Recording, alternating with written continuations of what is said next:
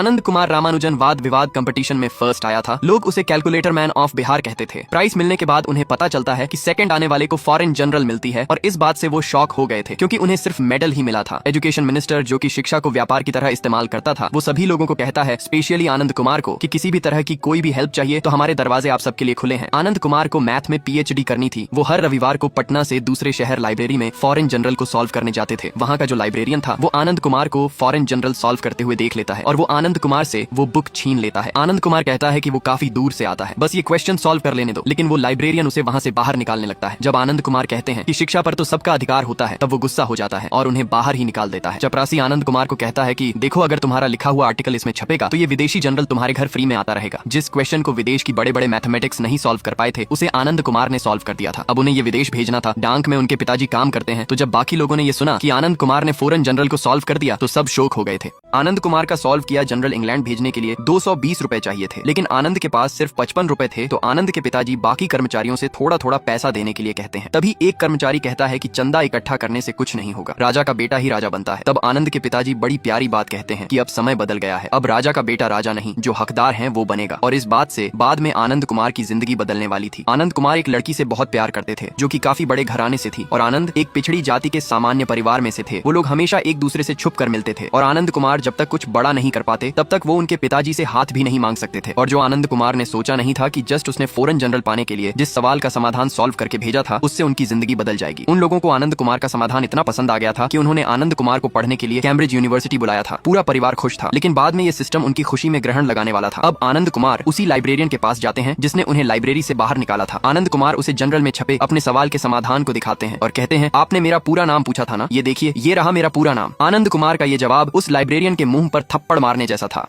पूरा परिवार खुशियां मना रहा था। सभी लोग आनंद कुमार के इंग्लैंड जाने की तैयारी कर रहे थे, लेकिन जल्द ही उनकी खुशियों पर ग्रहण लगने वाला था। आनंद कुमार कैम्ब्रिज यूनिवर्सिटी पढ़ने के लिए जा रहे थे तो उनकी प्रेमिका ने सोचा इस मौके पर उन्हें अपने पिताजी से मिलवा दिया जाए। वो ठहरे बड़े और ऊंचे घराने के लोग, तो उनकी बातों से ही भेदभाव का अंतर पता चल रहा था। वो आनंद कुमार को कहते हैं, भाई, आपकी सोसाइटी में से कोई इतना ऊपर जाता नहीं है, लेकिन जो भी है बढ़िया है। वो आनंद कुमार से पूछते हैं, अब आप वहाँ जा ही रहे हो तो उस सब का इंतजाम कैसे करोगे? आनंद कुमार कहते हैं, पिताजी ने पीएफ से लोन लेकर आधी रकम भर दी है और आधी रकम की सहायता एजुकेशन मिनिस्टर से हो जाएगी, क्योंकि उन्होंने वादा किया था। आनंद कुमार एजुकेशन मिनिस्टर के पास बड़ी उम्मीद के साथ आर्थिक सहायता लेने के लिए जाते हैं, लेकिन वो करप्ट और भ्रष्ट मिनिस्टर था। उसे अपनी कहीं कोई बात याद नहीं थी, बस वो जनता के सामने बड़े बड़े वादे करता रहता था। एजुकेशन मिनिस्टर पैसे की बात सुनते ही बातों को घुमाने लगा। आनंद कुमार इतनी कोशिश करते हैं उन्हें समझाने की कि आपने वादा किया था हमें आर्थिक सहायता करने की। आनंद कुमार अपना मेडल भी दिखाते हैं जो कि एजुकेशन मिनिस्टर ने ही दिया था, लेकिन उस एजुकेशन मिनिस्टर ने आनंद कुमार की किसी भी तरीके की कोई मदद नहीं की। सारे सपने एक आदमी के झूठे वादे ने तोड़ दिए थे। आनंद कुमार के पिताजी बहुत कोशिश करते हैं लोन लेने की, दूसरों से पैसे मांगने की, लेकिन कहीं से भी कोई मदद नहीं होती। सारे सपने चकनाचूर हो गए थे, कहीं से कोई भी पैसा देने के लिए तैयार नहीं था और सबने हार मान ली थी। रात को सभी लोग बैठकर खाना खा रहे थे, सब लोग शांत चुपचाप बैठे थे। तो आनंद कुमार की मम्मी सबका ध्यान हटाने के लिए कहती है, क्या हुआ, अगर कैम्ब्रिज यूनिवर्सिटी नहीं जा पाए, जो लोग कैम्ब्रिज नहीं जाते, तो क्या उनकी जिंदगी रुक जाती है? तभी अचानक से आनंद कुमार के पिताजी बेहोश हो जाते हैं। बारिश भी बहुत तेज हो रही थी और उन्हें अस्पताल ले जाने के लिए साइकिल के अलावा कोई साधन नहीं था। आनंद कुमार अपने पिताजी को साइकिल में ले जा रहे थे, लेकिन तभी साइकिल की चेन टूट जाती है और आनंद कुमार अपने पिताजी को खो देते हैं। एक हंसते खिलते परिवार को उस झूठे एजुकेशन मिनिस्टर के वादे ने तोड़ दिया था। आनंद कुमार के भविष्य का कोई पता नहीं था, तो वो अपनी प्रेमिका को कोई अच्छा लड़का देखकर शादी करने के लिए कहते हैं। पिताजी की सैलरी से ही घर चलता था, लेकिन अब वो ही नहीं रहे। जो लड़का कैलकुलेटर मैन ऑफ बिहार कहलाता था, वो गली गली घर चलाने के लिए पापड़ बेच रहा था। हाथ में कलम और किताब की जगह पापड़ थे। धीरे धीरे सारे सपने टूटते जा रहे थे। कैम्ब्रिज यूनिवर्सिटी का ऑफर लेटर पापड़ के साथ चला गया था। लेटर के जलने के साथ सारे सपने भी जल गए थे। एक दिन जब आनंद कुमार पापड़ बेच रहे थे, तभी वो एक गाड़ी से टकरा जाते हैं और वो गाड़ी वाला आदमी वही था जो कि उस समय स्टेज पर हाजिर था जब एजुकेशन मिनिस्टर ने आनंद कुमार को गोल्ड मेडल दिया था। एक्सीडेंट होने के बाद आनंद कुमार को अपनी नहीं पड़ी थी कि कहीं उन्हें चोट तो नहीं लगी। वो अपने गिरे हुए पैसों को ढूंढने में व्यस्त थे। जिस आदमी की गाड़ी से आनंद कुमार की टक्कर हुई थी, वो उन्हें काफी भला बुरा कह रहे थे। तभी वो आनंद कुमार को पहचान जाते हैं। आनंद कुमार की ये हालत देखकर उन्हें यकीन नहीं हो रहा था। वो आनंद कुमार से मजाकिया अंदाज में पूछते हैं कि आपने पूरे शहर का पापड़ ले लिया है क्या? आनंद कुमार कहते हैं, नहीं, हम बेच रहे हैं और आप हमें कैसे जानते हैं? वो आदमी कहता है, शहर के सबसे ब्रिलियंट आदमी को हम नहीं जानेंगे तो कौन जानेगा? ये वही आदमी था जो एजुकेशन मिनिस्टर के साथ स्टेज पर आनंद कुमार को मेडल दे रहा था, लेकिन आनंद कुमार को कुछ याद नहीं था। वो आदमी अपना नाम लल्लन सिंह बताता है। इन्होंने भी 1987 में गोल्ड मेडल जीता था। वो भी पहले आनंद कुमार जैसे ही थे, लेकिन अब आनंद कुमार की हालत देखकर वो कहते हैं कि 0 की खोज से जरूरी पहले 1 से 9 तक की खोज जरूरी है, तभी जाकर 0 की वैल्यू बनती है, यानी कि पैसा ही सब कुछ है। वो आनंद कुमार को कहते हैं, आप टैलेंटेड आदमी हो यार, ये सब छोड़ो और मेरे साथ चलो। यहाँ से आनंद कुमार की जिंदगी कुछ समय के लिए बदलने वाली थी। आनंद कुमार जब लल्लन सिंह के घर पर जाते हैं तो वो दीवार पर IIT की फोटो देखते हैं। लल्लन सिंह बताते हैं कि लाखों में से एक बच्चा वहाँ जा पाता है और और अमीर लोग वहाँ अपने बच्चों को भेजने के लिए लाखों रुपए देने के लिए तैयार रहते हैं और अब ये कोचिंग का बिजनेस बन चुका है। पॉलिटिशियन, बिजनेसमैन सब लोग इसमें इन्वेस्टमेंट कर रहे हैं और उन्होंने भी एक्सीलेंस एकेडमी नाम का कोचिंग सेंटर खोला था।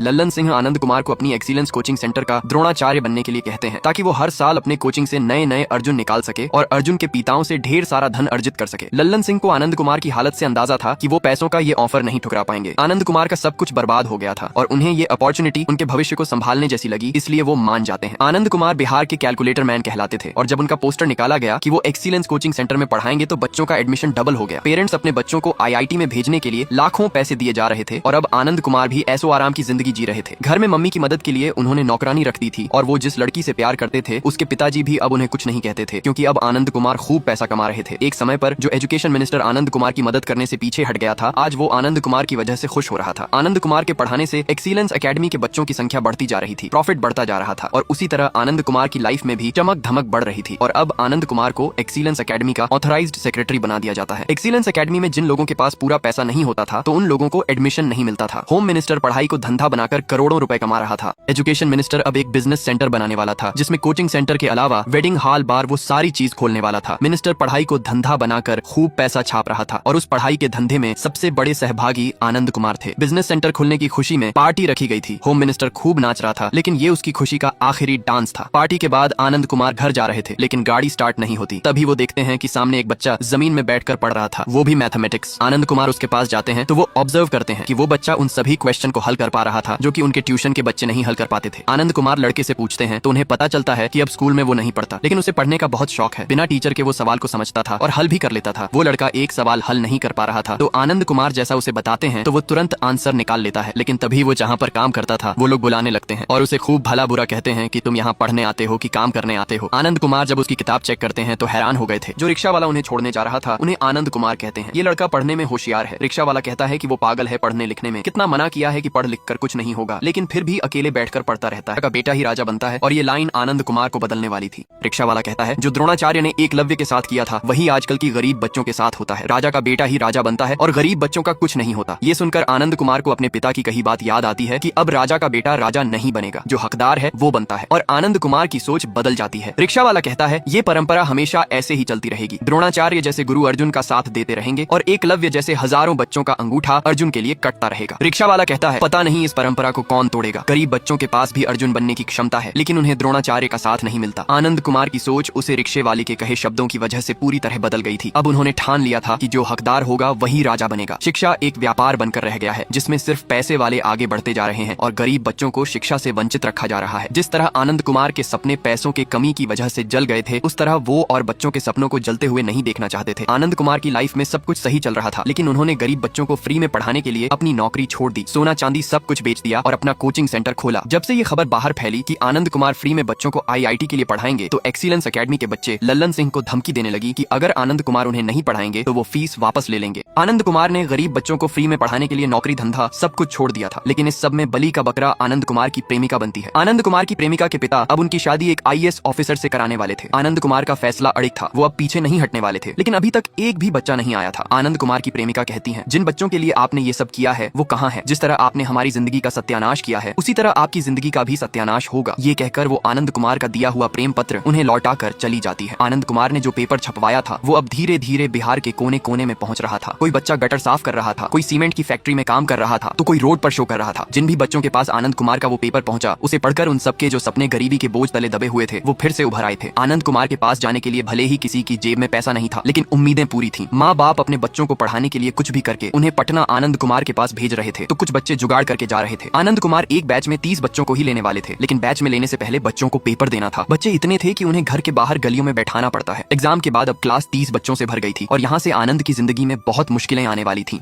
आनंद कुमार को एक बैच में 30 बच्चे ही लेने थे और क्लास अब पूरी भर गई थी। तभी एक लड़का आता है और कहता है सर हमें भी ले लो ना क्लास में, बस एक नंबर से पीछे रह गए हैं, हम कोने में बैठकर पढ़ लेंगे। आनंद कुमार सभी बच्चों को समझाते हैं कि हार और जीत में बस एक नंबर का ही फासला होता है, लाखों बच्चे इस एक नंबर की वजह से रह जाते हैं। जब तक ये नहीं समझोगे तब तक IIT के लिए रेडी नहीं होगे। आनंद कुमार उस बच्चे को कहते हैं कि तुम इस साल मेहनत करो और अगली बार फिर से कोशिश करना। वो लड़का आनंद कुमार की बात मान जाता है और चला जाता है। अब आनंद कुमार क्लास के बच्चों से उनके बारे में पूछते हैं। ज्यादातर बच्चे गरीबी की वजह से मजदूरी करते थे, सभी पढ़ लिख कर कुछ बनना चाहते थे लेकिन उस समय समय पढ़ाई को धंधा बना दिया गया था। फीस इतनी महंगी थी कि गरीब का बच्चा पढ़ भी नहीं सकता था। लेकिन जब उन्होंने आनंद कुमार का पेपर पढ़ा तो वो पढ़ने के लिए भागे चले आए और उनमें से कई लोगों ने तो सफर